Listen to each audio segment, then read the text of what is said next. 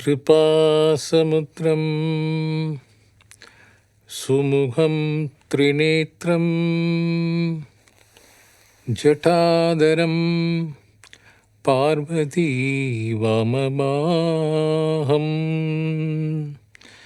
सदाशिवं रुद्रं मकण्ठरूपं पर्तिपुरीशं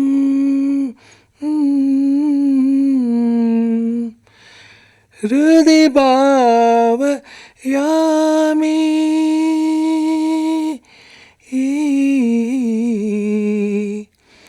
पर्तिपुरीशं हृदि भावयामि.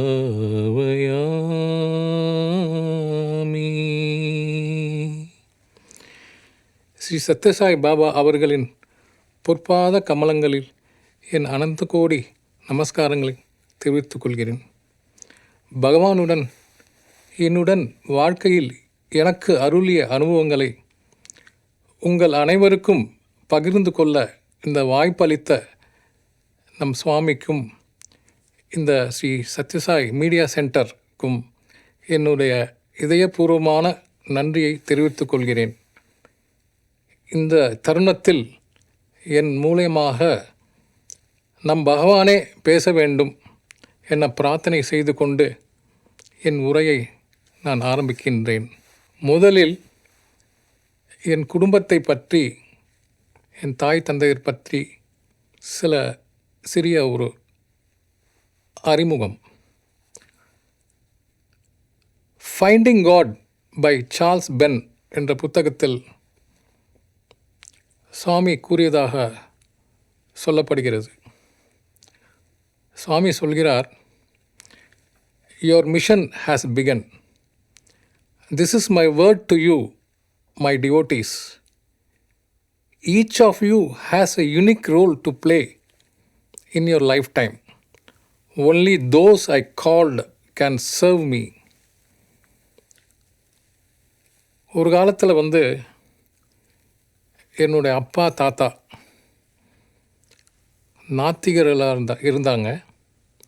கடவுள் இல்லை என்று ரொம்ப புரொபகண்டா செய்து கொண்டு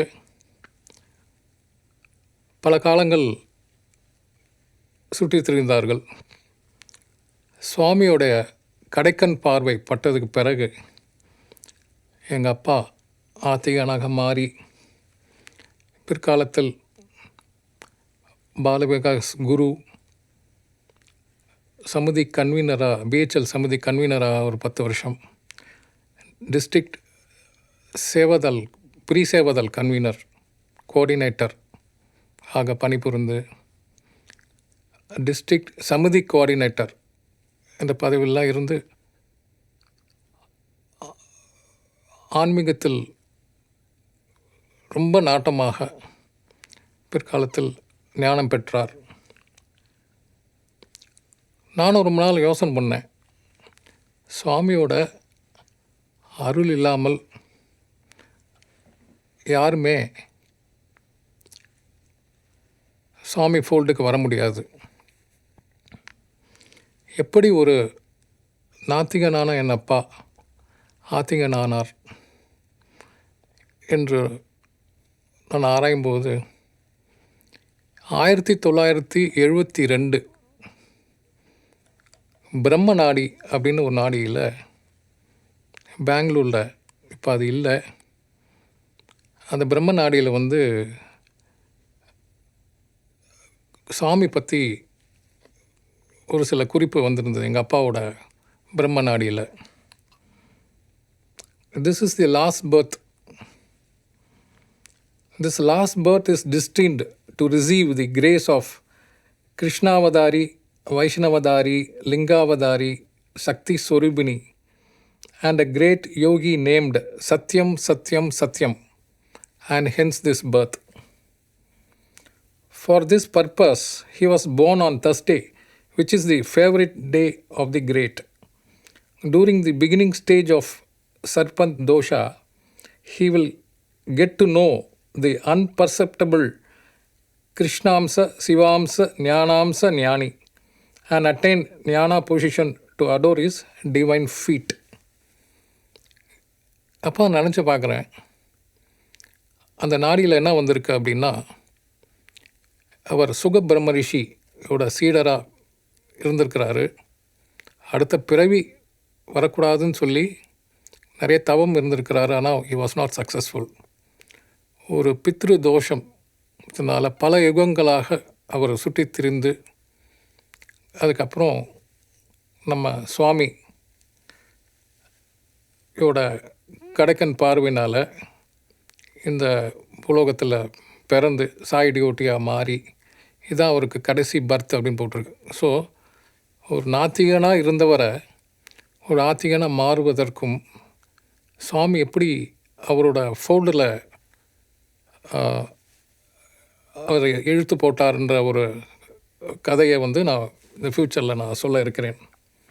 சுவாமி எப்பவுமே சொல்வார், பல யுகங்களாக நான் உங்களை வந்து பதப்படுத்தி கொண்டு வருகிறேன். ராமாவதாரத்தில் பார்த்திங்கன்னா ஆஞ்சநேயர், விபீஷ்ணர் போன்றவர்களாகவும், கிருஷ்ணாவதாரத்தில் வந்து பாண்டவர்களாகவும், இந்த கலியுகத்தில் வந்து நம்ம சாய் சேவாதலாகவும் நான் வந்து செலக்ட் பண்ணுகிறேன்.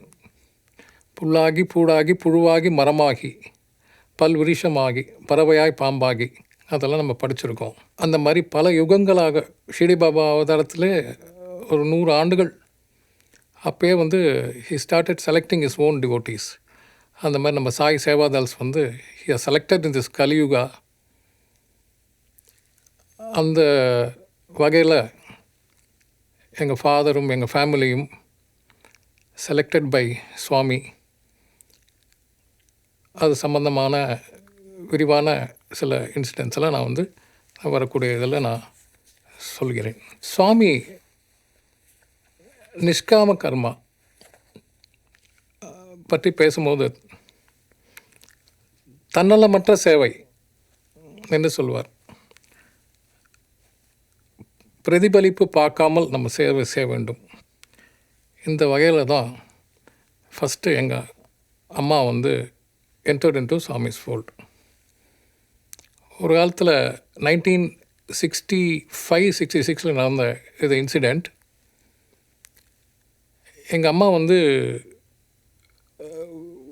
ஜன்னல் ஓரமாக பார்க்கும்போது ஒரு வயசான பாட்டி சாமான்கள் தூக்க முடியாமல் தூக்கிட்டு போகிறாங்க. எங்கள் அம்மா அங்கேருந்து பார்த்துட்டு, ஆஹா வயசான பாட்டி, நம்மளால் உதவி செய்வோம்னு சொல்லிட்டு நேராக போய் அவங்கள்ட்ட போய், நீ எங்கே போகணும், நான் வாங்க சாமான் தூக்கிட்டு வந்து கொடுக்குறேன் அப்படின்னு சொல்லிவிட்டு அந்த சாமானை கூப்பிட்டு போய் அந்த அவங்க பையன் வீட்டில் கொண்டு போய் விடுறாங்க. அந்த பையன் வீட்டில் தான் சுவாமி பஜன் டெய்லி நடக்குது. அப்போ அங்கே உள்ளவங்க சொல்கிறாங்க, இங்கே சாய்பாபா பஜன் நடக்குது, நீங்கள் வந்து கலந்துக்கங்க அப்படின்னு சொல்ல போய் எங்கள் அம்மா போய் அதில் போய் டெய்லி பஜன் அட்டன் பண்ண போய் ஃபஸ்ட்டு சாய் டிவோட்டியாக மாறினாங்க. இதில் வந்து என்ன நான் சொல்ல வரேன்னா, அந்த நிஷ்காம கர்மா, நம்ம அந்த சேவை, எங்கள் அம்மா யாரோ போகிறாங்க ரோட்டில் போகிறாங்கன்னு இல்லாமல் அந்த போய் அவங்களுக்கு ஹெல்ப் பண்ணணும்னு இறங்கி போய் அவங்களுக்கு ஹெல்ப் பண்ண போய் இந்த சுவாமி ஆர்கனைசேஷனோட அறிமுகம் கிடைத்தது. எங்கள் அம்மா ஃபஸ்ட்டு டிவோட்டியாக மாறினாங்க. அதுக்கு பிறகு எங்கள் அப்பாவை வந்து ஆர்கனைசேஷன் பஜனைக்கு கூப்பிட்றாங்க. எங்கள் அப்பா உங்களுக்கு தெரியும், அவர் வந்து நாத்திகர், எதிலும் நம்பிக்கை இல்லாதவர், கடவுள் நம்பிக்கை இல்லாதவர். அவரை வந்து பஜனைக்கு கூப்பிட்றாங்க. ரொம்ப ஃபோர்ஸ் பண்ணி, நீங்கள் வா, உங்களுக்கு பிடிக்கலைன்னா நீங்கள் எழுந்து போயிடுங்க அப்படின்னு சொல்லிட்டு சொல்கிறாங்க. அப்பா வந்து அம்மாவோட ஃபோர்ஸ்னால் வராங்க, உட்காந்துருக்காங்க. எங்கள் அம்மா பஜனை பண்ணும்போது, உனக்கு சாய்பாபான்னு யாரும் இது பண்ண மாட்டாங்க, எல்லா இதுவும் பற்றி தான் கும்பிடுவாங்க, எல்லா கடவுள் பற்றியும் பாடுவாங்க. உங்களுக்கு பிடிச்சிருந்தா இருங்க, இல்லாட்டி போயிடுங்க அப்படின்னு சொல்லி மதர் கூப்பிட்றாங்க. ஸோ எங்கள் அப்பா வந்து உட்காந்துருக்கிறாரு. எங்கள் அம்மா திரும்பி பார்க்குறேன், எழுந்து போயிடுவாரான்னு. ஏதோ சம் அட்ராக்ஷன், சுவாமியோட அட்ராக்ஷன் அந்த பஜனையில் அவருக்கு வந்து எழுந்து போகாமல் அப்படியே ஏதோ சம்திங் அவரை வந்து இழுக்குது. அவர் எழுந்து போகல. அந்த பஜன் தான் ஃபஸ்ட்டு ட்ரம் கார் எங்கள் அப்பா நுழையிறதுக்கு ஆர்கனைசேஷனில். ஸோ சாமி வந்து நம்ம 9 கோட் ஆஃப் காண்டாக்ட்ஸில் வந்து சொல்லியிருப்பார், மாதம் ஒரு நாளாச்சும் சாய் பஜன் அட்டன் பண்ணணும் அப்படின்னு சொல்லி. ஸோ பஜனையில் நீங்கள் அட்டன் பண்ணி அதில் சுவாமியோட ஐக்கியமாகி, எந்த கடவுள் பற்றி பாடினாலும் அதில் ஐக்கியமாகி, அதில் வந்து நம்ம கவலையெல்லாம் மறந்து இன்வால்வ் ஆகி, அது வந்து ஒரு ஃபஸ்ட்டு ஸ்டெப் பஜன் அப்படின்னு சொல்லி சொல்கிறார். அதே மாதிரி எங்கள் ஃபாதர் லைஃப்பில் ஃபஸ்ட்டு ஸ்டெப் பஜன். ஸோ பஜனோடு நிப்பாட்டக்கூடாது. அடுத்த step you have to go for seva. Swami சொல்கிறார், பஜனுக்கு அடுத்த ஸ்டெப், அடுத்த பஜன் முடிஞ்சிட்டா ரொம்ப சாட்டிஸ்ஃபைடாக ரொம்ப பீஸ் ஆஃப் மைண்டு கிடைக்குதா, then you go for the next step seva அப்படின்னு சொல்கிறார். ஸோ இந்த மாதிரி முதல்ல எங்கள் ஆர்கனைசேஷனில், சாய் ஆர்கனைசேஷனில் ஃபஸ்ட்டு நுழைஞ்சது எங்கள் அம்மா. பிற்காலத்தில் அவங்க மகிழா கோஆர்டினேட்டர் 10 இயர்ஸாக அந்த காலத்தில் வேலை செஞ்சுருக்காங்க. Very active woman. Prasanthi service எல்லாம் வந்திருக்காங்க. அடுத்தது எங்கள் செகண்டாக எங்கள் ஆர்கனைசேஷனில், நம்ம ஆர்கனைசேஷனில் நுழைஞ்சது சாய் ஃபோல்டில் எங்கள் அப்பா. இந்த மாதிரி நேரத்தில் தான் அங்கே பிஹெச்எல் சமிதி நாங்கள் திருச்சியில் இருந்தோம். அப்போது ஸ்டில் எங்கள் அப்பா வந்து ஃபுல்லாக கன்வெர்ட் ஆகலை சாய் டிவோட்டியாக. பட் சம் அட்ராக்ஷன், அவர் பேசாமல் சைலண்ட்டாக வராரு, he is attending the bhajan every thing. But ஃபுல்லாக அவர் வந்து கன்வின்ஸ் ஆகலை சுவாமி பற்றி. அப்போது there was a tourist bus ஏற்பாடு பண்ணி பிஹெச்எல் திருச்சியிலேருந்து பர்த்திக்கு போகிறாங்க, எ குரூப் ஆஃப் பீப்புள். அப்போ எங்கள் அப்பாவும் எங்கள் அம்மாவும் பர்த்திக்கு வராங்க டூரிஸ்ட் பஸ்ஸில். அந்த காலத்தில் பார்த்தீங்கன்னாக்கா நிறைய தர்ஷன், சாமி வந்து நிறைய தர்ஷன் கொடுப்பாரு. சாப்பாடு போகிறதுக்கு முன்னாடி, போன பிறகு, அந்த மாதிரி நிறைய தர்ஷன் இருக்கும். எல்லா மக்களும் அந்த காலத்தில் பில்டிங்லாம் கிடையாது இல்லையா, மரத்தடி தான், சாமான்லாம் போட்டுட்டு மக்கள் வந்து சாமி தர்ஷன் எப்படா வருவார் சாமி அப்படின்னு அப்போ நான் 6-7 தர்ஷன் கொடுப்பார் போல் இருக்கு அந்த காலத்தில். அப்போ எங்கள் அப்பா வந்து ஃபஸ்ட்டு டூரிஸ்ட் பஸ்லேருந்து வந்து இறங்கின பிறகு அந்த கும்பலாக வந்து நேராக காலையிலே வந்து உட்காந்துட்டாங்க மந்திரில். சாமி நேராக வந்தவர் ஃபஸ்ட்டு விசிட்லேயே எங்கள் அப்பாவுக்கு வந்து இன்டர்வியூ கொடுக்குறார். இன்டர்வியூவில் போன உடனே அப்போ என்ன நினைக்கிறேன், அப்போயும் எங்கள் அப்பாவுக்கு வந்து ஃபெய்த் கிடையாது சுவாமி மேலே. அவர் முடி என்ன தோப்பாவா இது, அவர் 1000 இது, ஏன்னா he is not convince with Swami. அப்போது சுவாமி வந்து இன்டர்வியூ கொடுக்குறார். அதில் நீங்கள் வந்து பிஹெச்எல் ப்ரொமோஷன் விஷயமா போபாலுக்கு போகிற சக்ஸஸ்ஃபுல்லாக இருக்கும். ஃபஸ்ட்டு அது முக்கியமான அம்சங்கள் ஒரு 4 பாயிண்ட் மட்டும் சொல்கிறேன். அந்த இன்டர்வியூவில் நீ போபால் போகிற சக்ஸஸ்ஃபுல்லாக இருக்கும். செகண்டு, உங்கள் அம்மாவுக்கு யூட்ரஸில் கேன்சர் இருக்கும், இந்த விபூதி குரு சரியாகப்படும். இது வந்து எங்களுக்கே தெரியாது, எங்கள் பாட்டிக்கு யூட்ரஸ் கேன்சர் இருக்குன்னு. அவங்க வெளியே சொன்னால் வைக்கக்கேடுன்னு சொல்லி அடையார் கேன்சர் இன்ஸ்டியூட்டில் போயிட்டுருக்குறாங்க. அது வந்து சுவாமி சொல்லி தான் எங்களுக்கே தெரியும். எங்கள் அப்பா இப்போ எது பண்ணுவோம், ஆமாம் நான் அடையார் கேன்சர் இன்ஸ்டியூட் போயிட்டுருக்கிறேன், வெளியே சொன்னால் வைக்கக்கேடுன்னு சொல்லி நான் சொல்லலை அப்படின்னு சொல்கிறார். ஸோ சுவாமி தான் எங்களுக்கு சொல்கிறார்.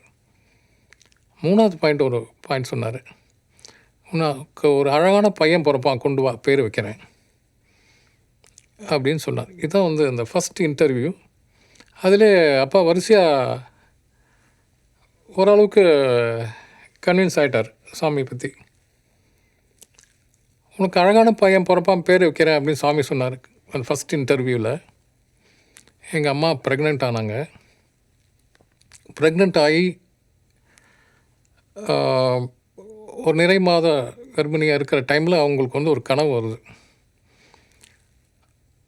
நான் வந்து பிறந்துட்ட மாதிரி, தொட்டியில் இருக்கிற மாதிரி.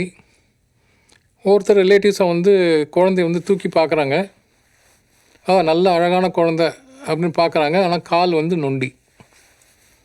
ஐயா என்ன நொண்டி அப்படின்னு சொல்லி வச்சுட்றாங்க. வரிசையாக எல்லா சொந்தக்காரங்களாம் வராங்க, பார்க்குறாங்க, என்ன அழகான பையன் கால் நொண்டி அப்படின்னு சொல்லி வச்சுட்டு போகிறாங்க. எங்கள் அம்மா பக்கத்தில் படுத்துட்டு இருக்காங்க. அப்போ சாமி வரார். அப்போ சாமிகிட்ட வந்து, சாமி நீ அழகான பையன் பிறப்பான், கொண்டு வா பேர் வைக்கிறேன்னு சொன்னியே, இப்படி நொண்டியாக பிறந்திருக்கே, இந்த மாதிரி நொண்டியாக பிறக்கிறதுக்கு பொண்ணாக பிறந்தா கூட பரவாயில்லையே சாமி அப்படின்னு சொல்லி சொல்கிறாங்க. நல்லா இருந்தால் பரவாயில்லையே, நம்ம பையன் பிறந்து நொண்டியாக இருக்கிறதுக்கு பொண்ணாக இருந்தால் கூட பரவாயில்லையா சாமி அப்படின்னு. பொண்ணாக இருந்தால் பரவாயில்லையா, பொண்ணாக இருந்தால் பரவாயில்லையா அப்படின்னு சாமி கேட்குறாரு.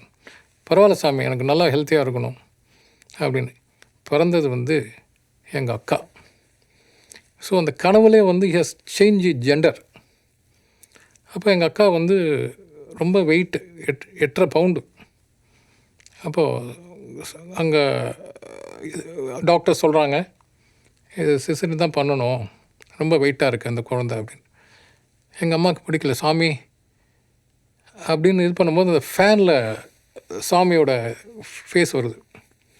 தலைக்கு மேலே சுற்றுற ஃபேன் மேலே சாமியோட ஃபேஸ் வருது, உருவம் தெரியுது.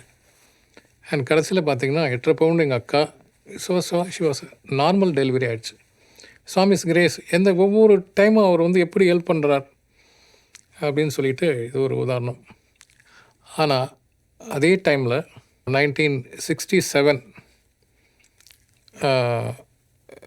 அப்போ வந்து சம்மர் வெக்கேஷன் டைமில் நம்ம கிராமத்துக்கு எங்கள் அம்மாவோட வீடு வந்து அந்த காலத்து நார்த் ஆர்காட் டிஸ்ட்ரிக்ட், திமிரி கலவை சங்கராச்சாரியார் அவருக்கு மிந்தன ஸ்டாப்பு நடுவில், நார்த் ஆர்காட் டிஸ்ட்ரிக்ட். அதில் ஒரு கிராமம். எங்கள் தாத்தா வந்து ஒரு பெரிய லேண்ட்லார்ட். அந்த கிராமத்தில் வந்து அந்த சம்மர் வெக்கேஷனுக்காக வந்திருக்காங்க. வந்திருக்கும் போது நம்ம சும்மா குனிஞ்சா நிமிந்தா தும்முனா சாய்ராம் சொல்லுவோம் இல்லையா, அந்த மாதிரி சாய்ராம் சாய்ராம் அப்படின்னு சொல்லி சொல்லும் போது எங்கள் மாமா, அம்மாவோட தம்பி, அவருக்கும் எங்கள் அம்மாவுக்கும் ஒரு பெரிய வாக்குவாதம் நடக்குது. இங்கே வந்து சாய்ராம் பேர்லாம் சொல்லக்கூடாது அப்படின்னு ஆரம்பித்தாங்க எங்கள் மாமா. அப்போ அம்மா அந்த வாக்குவாதத்தில் வந்து, அப்போ நீ என்ன சொன்ன, சாமி எப்படி நம்புவ, சாமி வந்து பரம்பொருள் என்ன. எங்கள் அம்மா எவ்வளோ சொல்லியும் வாஸ் நாட் கன்வின்ஸ்டு. அப்புறம் என்ன சொன்னால் நான் நம்புவேன் அப்படின்னு சொல்லும்போது எங்கள் மாமா சொல்கிறார், எல்லார் வீட்லேயும் விபூதி குங்குமம்லாம் வருதாமே, நம்ம வீட்டில் வந்தால் நான் நம்புகிறேன் அப்படின்னு சொல்கிறார். சரி நீ சாமி கும்பிடு, ப்ரே பண்ணிக்கோ, கண்டிப்பாக நம்ம வீட்டிலே வரும். சாய்பாபாவை தான் கும்பிடணுமா அப்படின்னு கேட்குறாரு. இல்லை, நீ என்ன காலையில் டெய்லி புளியார் பூஜை பண்ணுவ இல்லையா, அந்த புளியார் பூஜை நல்லா ஒழுங்காக பண்ணு, சாமி விபூதிக்கு தருவார் சொல்லிவிட்டு எங்கள் போய் அவங்க ரூமில் போய் படுத்துட்டாங்க. காலையில் எங்கள் மாமா வந்து அந்த எஸ்எல்சி எக்ஸாம் படிக்கிறதுக்காக காலையில் எழுந்துருவார். எழுந்து வந்து பார்த்தா எங்கள் கிராமத்தில் பார்த்திங்கன்னா சாமியோட படம், பெரிய பெரிய படம் மேலே இருக்கும், ஹைட்டில் இருக்கும். செத்து போனவங்க அவங்களோட படம், சாமி படம் எல்லாம் மாரி ஒரு பானா மாதிரி ரொம்ப ஹைட்டில் இருக்கும். அது ஃபுல்லாக விபூதி சாய்ராம், எல்லா படத்துலையும் விபூதி. உடனே அவர் ஓடி வந்து எங்கள் அம்மா கதவு தட்டி, நீ வா, திருச்சியிலேருந்து எவ்வளோ விபூதி நீ கொண்டு வந்த அப்படி. என்னப்பா அப்படின்னா, சாமி படத்தில் விபூதி ஃபுல்லாக, படத்தில் எல்லாமே விபூதி. எங்கள் அம்மா ரொம்ப குட்டை, ஆனால் படங்கள்லாம் பார்த்திங்கன்னா ரொம்ப ஹைட்டில் இருக்கும். அப்போ பார்த்து சாமி, நான் ஒரு வார்த்தை சொன்னேன், எங்கேயோ கிராமத்தில், குண்டலேரின்ற கிராமத்தில், நார்த் ஆர்காட் டிஸ்ட்ரிக்டில் நடக்குது ஒரு சின்ன வாக்குவாதம். அதை கேட்டு நைட்டுக்கு போய்ட்டு காலையில் எழுந்துக்கிறதுக்குள்ளே விபூதி போட்டுட்டே சாமி அந்தர்யாமி. நம்ம எல்லாமே நம்ம பேசுகிறது, நீங்கள் நானும் எல்லாமே ஹீஸ் ஹியரிங் அப்படின்றது. இதுக்கு மேலே ஒரு அத்தாட்சி என்ன வேணும்? உடனே அந்த கிராமத்து மக்கள் எல்லாம் வந்து பார்க்குறாங்க, எல்லாமே இந்த அமானுஷ்யத்தை பார்க்குறாங்க, எல்லாமே சாய் டிவோட்டீஸாக மாறுறாங்க. அந்த கிராமத்தில் முக்கியமான ஆட்கள் எல்லாமே வந்து they take a decision. சாமி இது கடவுள், நம்ம சின்ன ஒரு பேச்சு இவ்வளோ தூரம் வந்து இதாக இருக்குது, அவர் தான் கடவுள்னு எல்லாமே உணர்கிறாங்க. அந்த நேரத்தில் சாமிக்காக ஒரு கோயில் கட்டணும் அப்படின்னு விரும்புகிறாங்க. ஸோ ஒரு சென்டரான கிராமத்தில், சென்டரான இடத்துல வந்து ஒரு இடத்த பார்க்குறாங்க. அந்த ஓனர்கிட்ட போய் உங்கள் சாமிக்கு கோயில் கட்டணும், உங்கள் நிலத்தை கொடு அப்படின்னு சொல்லி கேட்குறாங்க. பட் அவர் வந்து எல்லாம் சாய்பாபாக்கெலாம் நான் கொடுக்க முடியாது அப்படின்னு சொல்லிட்டு மறுத்துட்டார்.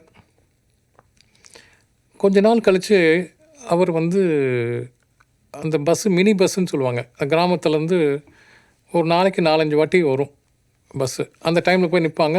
அது டிரான்ஸ்போர்ட் அந்த காலத்தில் ரொம்ப கம்மி இல்லையா, அதில் வந்து இவர் பிரயாணம் பண்ணுறாரு. அந்த நிலத்தை கொடுக்க மறுத்தவர் பிரயாணம் பண்ணுறாரு.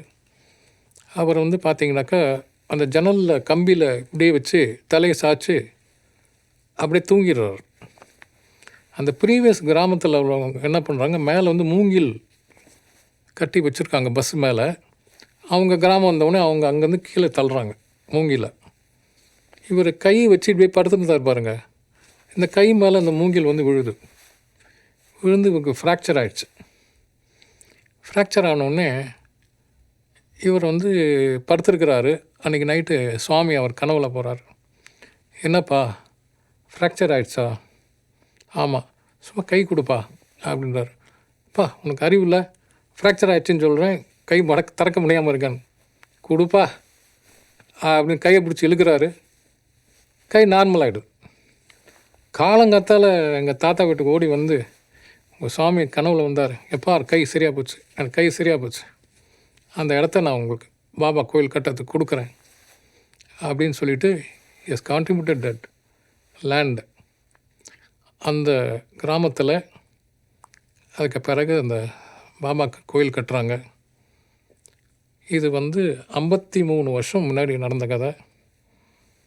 ஸோ 1972 அதில் பட்டா வாங்கியிருக்காங்க, தர்மகர்த்தா சத்யசாய் பாபா திருக்கோயில் அப்படின்னு சொல்லிட்டு. அந்த பட்டா அந்த டாக்குமெண்ட்ஸ்லாம் நான் தான் கலெக்ட் பண்ணேன் ரீசெண்டாக. இன்றைக்கி வேர்ல்டுலேயே சுவாமிக்காக சத்யசாய் பாபாவுக்காக கட்டின முதல் கோயில் இதுதான்றது நான் பதிவு பண்ண விரும்புகிறேன். 53 வருஷம் ஆயிடுச்சு. வருஷம் நாங்கள் இந்த ஸ்கூல் ஆனிவர்சரி, இந்த சம்மர் வெக்கேஷனில் போகும்போது அது ஆண்டு உழைப்பாங்க. நாங்கள் சின்ன பாலவிகாஸ் குழந்தையா இருக்கும்போது நாங்கள் போய் டான்ஸு, இது ஸ்லோகாஸு, தேவாரம், அது இது எல்லாம் பாடுவோம். கிராமத்தில் பார்த்திங்கன்னா எல்லாம் வேலையெல்லாம் முடிச்சுட்டு 8 மணிக்கு தான் பஜன் வைப்பாங்க. தர்ஸ்டே 8 மணிக்கு தான். அந்த பாட்டெலாம் எனக்கு ஸ்டில் ஐ ரிமெம்பர். உருவத்தை அல்ல வேஷத்தை அல்ல உள்ளத்தை பார்ப்பவர் பாபா, நம் உள்ளத்தை பார்ப்பவர் பாபா. அந்த மாதிரி இந்த பாட்டெலாம் அந்த காலத்தில் எல்லாம் இப்போல்லாம் எனக்கு கேள்விப்படுறதில்ல. அப்படி தான் அந்த கிராமத்து பாட்டு வந்து அப்படி ரொம்ப நல்லாயிருக்கும். ஸோ இப்போது அது வந்து எங்கள் கிராமத்தில் எல்லாமே அவங்கவுங்க வெளியில் டவுனில் வந்து செட்டில் ஆகிட்டாங்க. எங்கள் தாத்தா பாட்டி வீடெல்லாம் அப்படியே ரொம்ப பெரிய வீடு, எல்லாமே சிதல் அடைஞ்சிடுச்சு. அதே மாதிரி பாபா கோயிலுமே ஃபுல்லாக நடுவில் ஒரு அரச மரம் வந்து உடஞ்சி சிதல் ஆகிடுச்சு. பட் எல்லாம் இருக்குது, பட் பராமரிப்பு இல்லாமல் இப்போ தான் பழையபடி ஒருத்தர் 2 பேர் எங்கள் மாமாலாம் கிராமத்துக்கு திருப்பி வர ஆரம்பிச்சிருக்காங்க ரொம்ப வருஷம் கழிச்சு. இப்போது I got a plan to completely சுவாமியோட ஃபஸ்ட் சத்யசாய் டெம்பிள்ன்றதுனால அது கம்ப்ளீட்டாக ரெனோவேஷன் பண்ணணும். ஸோ இப்படி இருக்கும்போது தான் அடுத்தது என்னோடய பிறப்பு பற்றி நான் பேசணும்னு நினைக்கிறேன். ஸோ ஃபஸ்ட் இன்டர்வியூவில் சாமி சொன்னார், உனக்கு அழகான பையன் பிறப்பான், கொண்டு வா பேர் வைக்கிறேன் அப்படின்ட்டு. செகண்ட் இன்டர்வியூ அதுமாதிரி சாமி பார்க்க போகிறாங்க. அப்போது நடுவில் வந்து சுவாமி ஜெண்டரை சேஞ்ச் பண்ணார் இல்லையா, எங்கள் அக்கா பிறந்தா.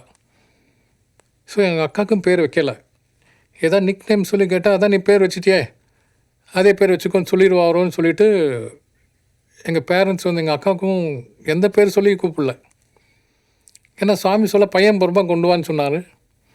கடைசியில் ஜெண்டர் வந்து கனவுலே மாற்றிட்டார். Very next year I was born. So எங்கள் அக்கா வந்து ஜூலை 68 நான் வந்து 27th February 1969. பார்த்தீங்கன்னா எல்லாம் கூட்டுத்தொகை சாமிக்கு பிடித்த நம்பர் 9 அதுமாதிரி வரும். இதில் வந்து பார்த்திங்கன்னா சாமியோட ராசி நட்சத்திரம், சாமி மிதுன ராசியில் பிறந்தார், திருவாதிரை நட்சத்திரத்தில் பிறந்தார். அதே மிதுன ராசி திருவாதிரை நட்சத்திரத்தில். I was born in Thursday. Swami கூட மண்டே பிறந்திருப்பார். நான் வந்து Swami destined is plan everything. So மிதுன ராசி திருவாதிரை நட்சத்திரம் 27 February 1969 வியாழக்கிழமை நான் வந்து பிறந்தேன். ஸோ என்னையும் எங்கள் அக்காவையும் கூட்டிகிட்டு சுவாமி பர்த்திக்கு போகிறாங்க எங்கள் பேரண்ட்ஸ். ஸோ அங்கே என்ன ஆகுதுன்னா மரத்தடியில் தான், அப்போல்லாம் பில்டிங்லாம் கிடையாது இல்லையா, மரத்தடியில் எங்கள் அம்மா சமைச்சிட்டு 2 குழந்தையும் பார்த்துட்ருக்குறாங்க.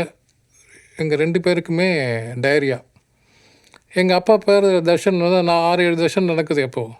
அதில் வந்து போய் பார்க்கறதுக்காக போயிடுறாரு. எங்கள் அம்மா மட்டும் சமைச்சிட்டு அந்த குழந்தைங்க 2 பேரும் பார்த்துட்டு மரத்தடியில் இருக்கிறாங்க பர்த்தியில். ஸோ இது 69 நடந்தது. திடீர்னு சாமி எங்கள் அப்பாவுக்கு இன்டர்வியூ கொடுத்துட்டார். ஸோ அப்பாவுக்கு இன்டர்வியூ கொடுக்குறாங்கன்னு சொல்லி எங்கள் அம்மா போய் எங்கள் அப்பாவுக்கு வந்து என்ன அன்னைக்குன்னு பார்த்துட்டு எங்கள் அக்காவை கையில் தூக்கிட்டு போயிடுறேன். எங்கள் அம்மா கத்துறேன், நீங்கள் 2 பேரும் நான் வந்து டைரியாகவும் போகுது, நான் சமைக்கவும் செய்யணும், நீங்கள் பாட்டு தர்ஷனுக்கு போயிடுறீங்களே அப்படின்னு சண்டை வருது. அவ்வளோதானேன்னு சொல்லிவிட்டு எங்கள் அக்காவை வந்து தூக்கிட்டு போயிடுறார் அப்பா. நான் வந்து எங்கள் அம்மா கூட இருக்கேன். திடீர்னு சாமி எங்கள் அப்பாவுக்கு இன்டர்வியூ கொடுத்துட்றாரு. ஸோ அந்த குழந்தைய தூக்கிட்டு போகிறோம். எங்கள் அம்மாட்ட வந்து சேவதாஸ் வந்து சொல்லும் போது அம்மா அங்கேருந்து வரத்துக்குள்ளே அவங்கள உள்ளே விட மாட்டுறாங்க. ஸோ எங்கள் அப்பா வந்து எங்கள் அக்காவை கூட்டிகிட்டு போயிடுறாரு கை குழந்தை. அப்போது சாமி வந்து உனக்கு அழகான பையன் பிறப்பான், கொண்டு வா பேரை வைக்கிறேன்னு சொன்னேனே, விஜயசாய் எதுலேயும் வெற்றியாக வருவான் அப்படின்னு சொல்லிட்டு எனக்கு வந்து சாமி பேர் வச்சது சேரம். அப்போ எங்கள் அப்பா சொல்லார், இது வந்து பெண் குழந்தை, எங்கள் அக்கா, அவங்க பையனோட அக்கா. ஓ இது ஸ்பெஷலா, கீதா லதா, கீதானும் வச்சுக்கலாம் லதாவும் வச்சுக்கலாம் அப்படின்னு சாமி பேர் வைக்கிறாரு. எங்கள் அப்பா 2மே சாமி வச்ச பேர் தானே சொல்லி எங்கள் அக்காவுக்கு கீதா லதா அப்படின்ற பேரில் ஷி வாஸ் லிவிங். ஸோ எங்கள் அக்காவுக்கும் எனக்கும் சாமி பேர் வச்சார். எனக்கு தம்பி ஒரு 10 years கழித்து பிறந்தான். அவனுக்கு வந்து நம்ம கஸ்தூரி, அவர் வந்து ஸ்ரீ ஆனந்த சாய் அப்படின்னு சொல்லி பேர் சூட்டப்பட்டது. இதுதான் என்னோடய ஃபேமிலி டீட்டெயில்ஸ் சேரம். இன்றைக்கி நான் உயிரோடு இருக்கிறேன், உங்களுக்கு முன்னாடி பேசுகிறேன் அப்படின்னா சாமி கொடுத்த பிச்சை சேரம் இந்த உயிர்.